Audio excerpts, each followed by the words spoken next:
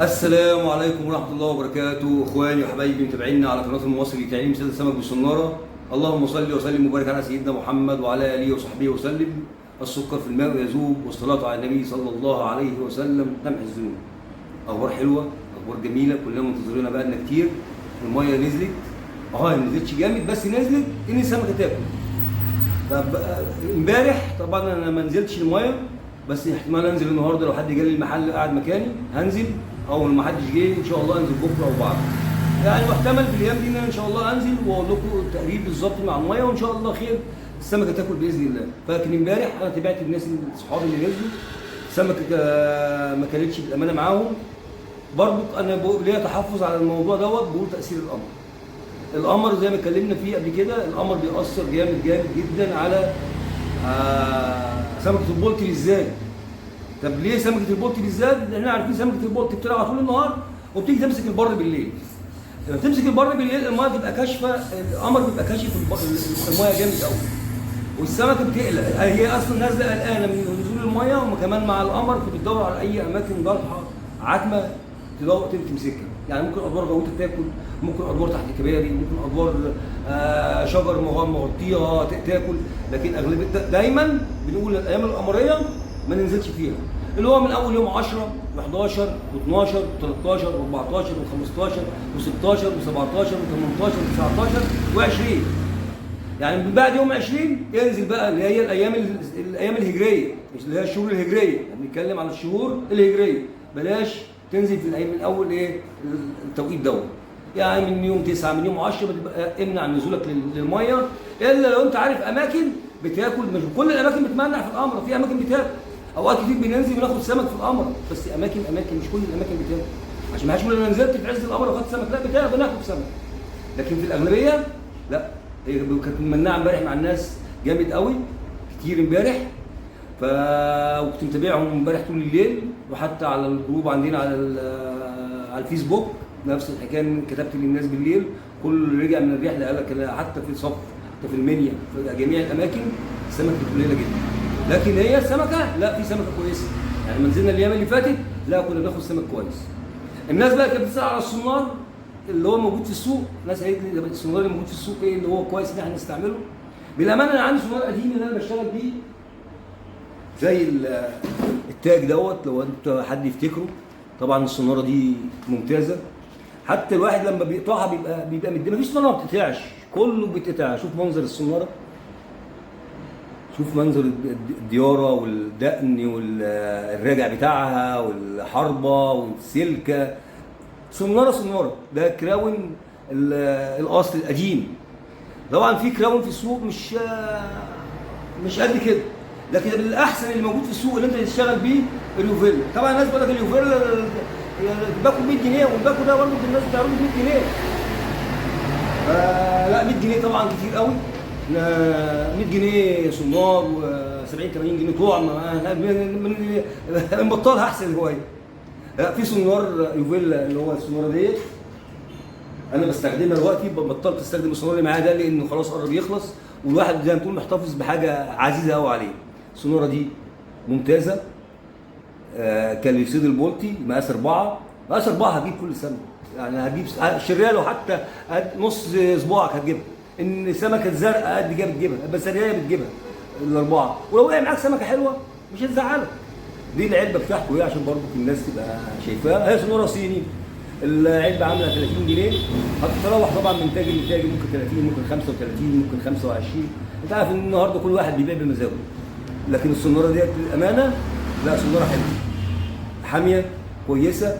هتقول لي بقى اصل بتبرد بسرعه، مش بتبرد بسرعه. لا سناره زي الموس، سناره كويسه. والله العظيم انا ما اعرف المستورد بتاعها مين، هي مش دعايه لحد، لكن انا بقول حاجه كويسه للناس اللي هي بتسال على السناره.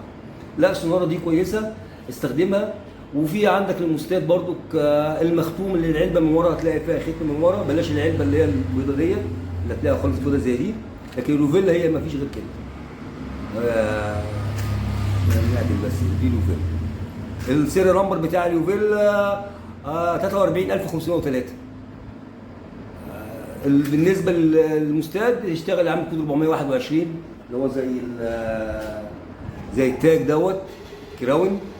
او اشتغل ب 515 بالنسبه للسونار المستند. السونارتين دول حلوين قوي وموجودين في السوق، سونار شعبي يعني، ده حاجه الشعبي اللي احنا بنشتغل بيها. الناس اللي كانت بتسال على موضوع الرمال، ان الرمال بيتلخفن منها لما بتيجي ترمل ولا حاجه، ممكن نرمل سناره مع بعضينا.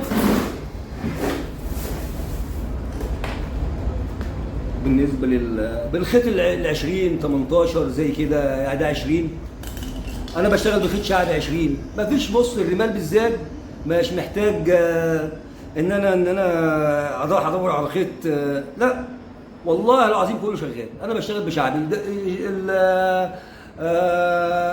خيط الكريستال للتمشيه حاليا دلوقتي. الاول كنت بروح ادور على سيفكس، على الدمل، على خيوط، لكن دلوقتي خلاص كلها بقت بتتقطع، والبحر اتملى حوش وما اتملى، فكله بيتقطع. وبعدين مفيش سمك بياخد رمال. ادي عشان بس نوريها للناس تاني عشان انا اندمجت. ادي الفتله اهي اهيت، ماسكها بايدي الشمال، عملت حلقه بس كده وماسكها بايدي الشمال اهي. والصناره احنا قلنا دي اسمها دياره ودي اسمها معلقه. يعني معلش، قلنا ديت اللفه دي اسمها الدياره، وديت اللي بنقول عليها الدقن او الراجع، والحربه اللي انتوا عارفينها اللي هي بتشك ديت، ودي المعلقه. بتبقى المعلقه ناحيه ايدي الشمال اهيت، والدياره ناحيه ايدي اليمين اهي. وابدا انا الف. احنا قلنا الفتله اهي زي ما انتوا شايفين الفتله اهي، اشيل الفتله رفيعه ممكن تكون مش باينه، وابدا الف من بره كده لجوه على ناحيه ايدي الشمال، ولف ايه زي كانك بتلف سوسته. ما تخليش الفتله تركب على بعضيها، عشان ما تيجي حتى انت لو في سمك وعمل عقده تحت منها وتيجي تضرب ممكن يقطع. وروح شادد كده. ادي بالنسبه لي. وروح مرجع ده كده، وروح محرق عليها كده. ايوه حتى دي قطعت، لان انا ممكن تكون عملت لفه عقده معايا عشان كده قطعت. نلفها تاني اهي، تاني برضك. ليه؟ كويس انها قطعت قدام منكم، لان انا بقول الموضوع دوت ممكن لو عملت عقده وانت ما حرقتش جامد كده تيجي وانت بتضرب السمك تروح قطعه. والله العظيم انا ما قاصدها، لكن هي المفروض تتلف كده اهي.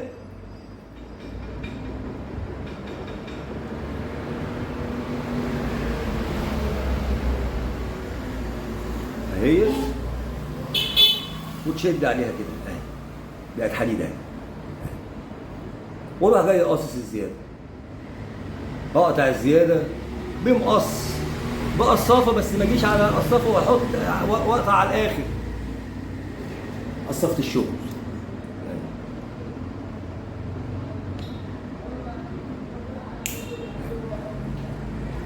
بقى بالنسبه للرمال ده.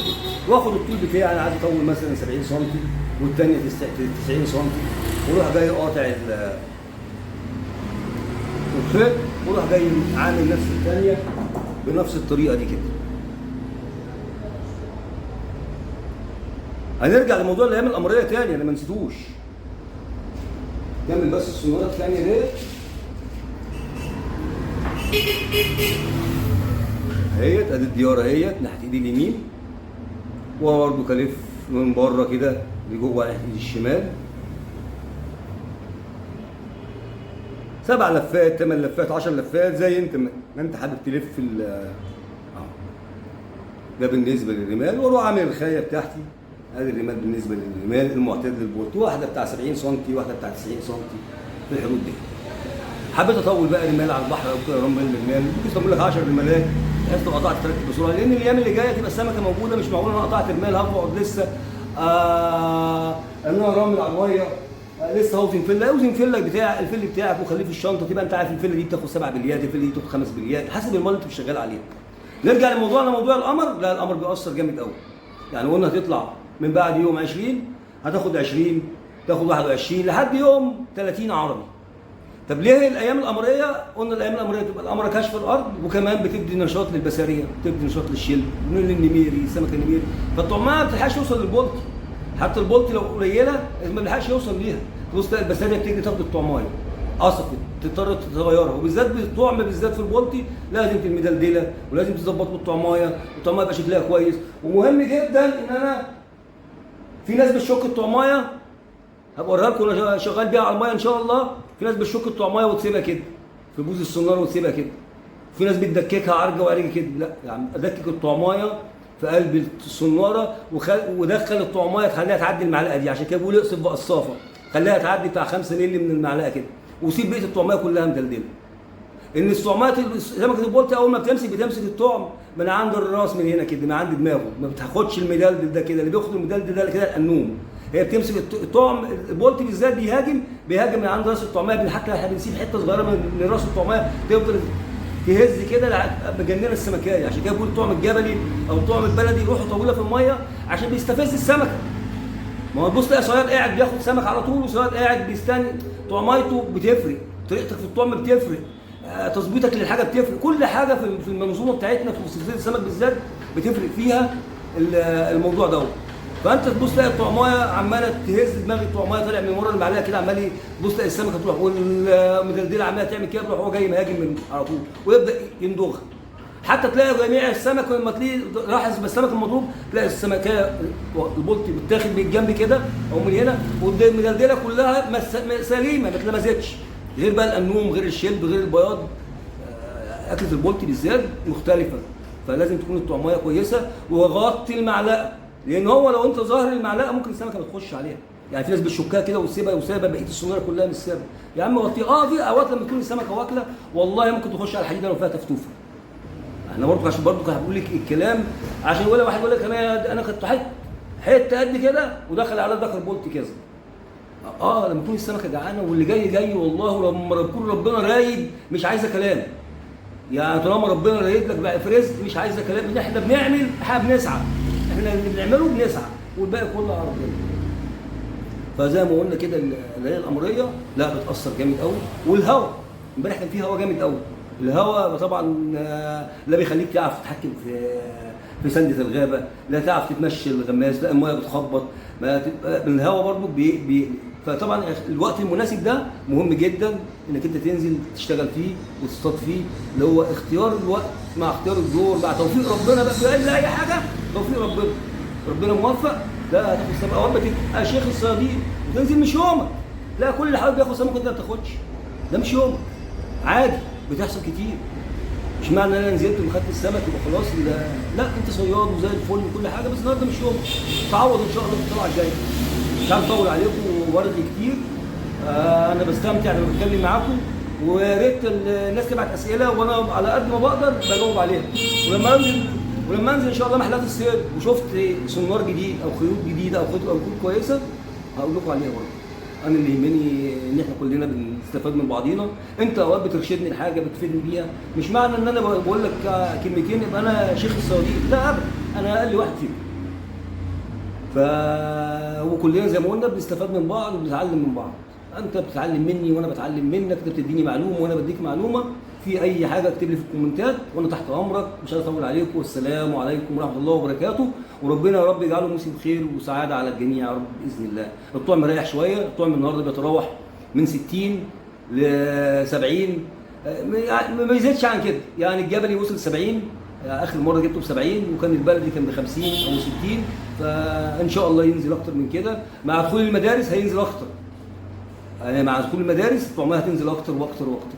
نتمنى خير ان شاء الله للجميع في الايام الجايه. سيبك من السناره ب 100 جنيه دوت، مش بتاعنا، مش توبنا، مش هي دي. انا مش هروح اجيب سناره ب 100 جنيه عشان ده انا بقطع 10 وشاش وانا قاعد، ولا 15 وش وانا قاعد.